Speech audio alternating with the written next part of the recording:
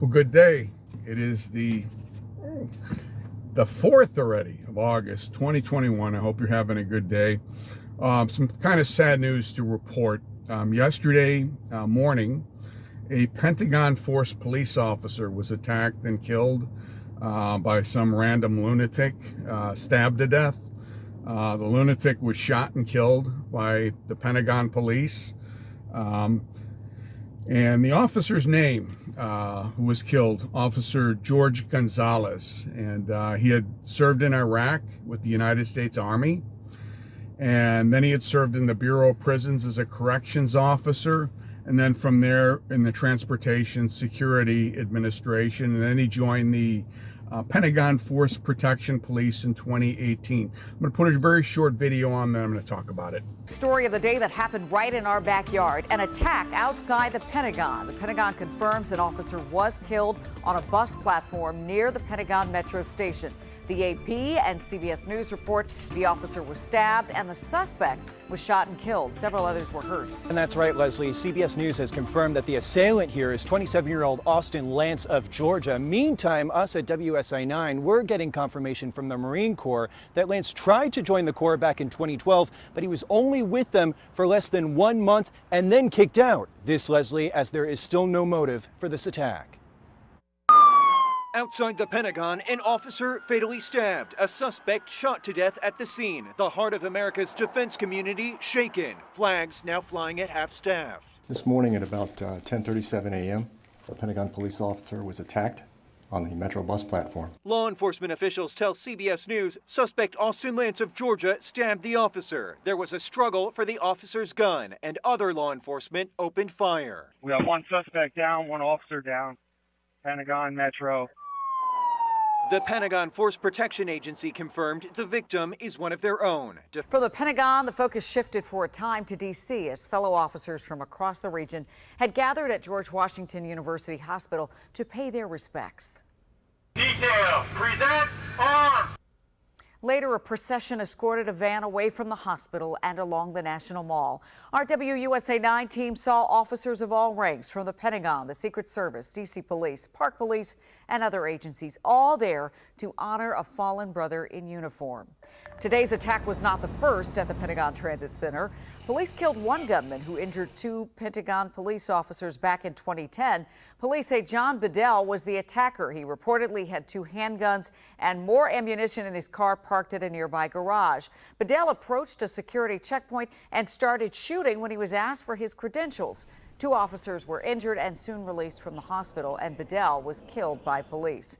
And again, very sorry for the loss of the officer, but this is one of the pet peeves of mine, maybe yours too, probably. Some of us, federal law enforcement, get good retirement, and some of us don't. Now, it really isn't based on the danger of the position, because when you stop and think about it, the positions that are very highly dangerous, well, they get the early retirement, but jobs that aren't so dangerous, such as the Supreme Court police, they get it too. But the Pentagon police, a lot of the Defense Department police departments do not have that. And there's been numerous times bills have been introduced in Congress, but they just really don't get around to it because it doesn't, I don't want to sound cynical, but it doesn't benefit them. It doesn't benefit their families. Let's hire 2,000 more to protect us because we're scared of the Trump voters. I don't want to sound cynical. Let's hire old men to guard, President Obama's mansion out in Hawaii. They don't pull out any stops to protect themselves or their families. And I respect that. I respect that. I want my family to be safe too. We all do. But at least for people who are charged with doing the protection, at least give them the dignity of not just, we're in our thoughts and our prayers, but give them the dignity of being law enforcement, fully recognized as law enforcement, and with the full retirement benefits that law enforcement gets or is able to receive. because as it stands right now, the Pentagon Force Protection Police is not covered, as are many of the Defense Department police officers. Many of the VA police officers are not covered. Now, the special agents, they are covered. Now, so it has nothing to do really with danger or anything. When you stop and think about it, not just in this case, but there's been other cases where the Pentagon police have had to use deadly force to stop people from attacking the Pentagon.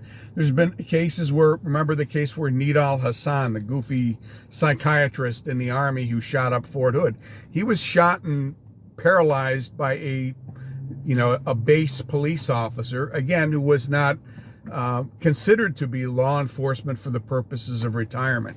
So if the federal government really wants to honor the memory of Officer Gonzalez, perhaps Congress will pass a bill in his honor, extending federal law enforcement benefits to all federal law enforcement officers, and not just those who protect them, okay? And that would be a great thing that they could do, and they would look like mature adults instead of little children, and they would have, I think a lot more people would apply for those jobs, and they'd be good jobs to have. They are good jobs to have, So again, we're very sorry for this officer and his family, and this lunatic who stabbed him was a guy who he washed out of Marine boot camp apparently some years ago, and probably had something going on with him. He used a knife. He stabbed the officer.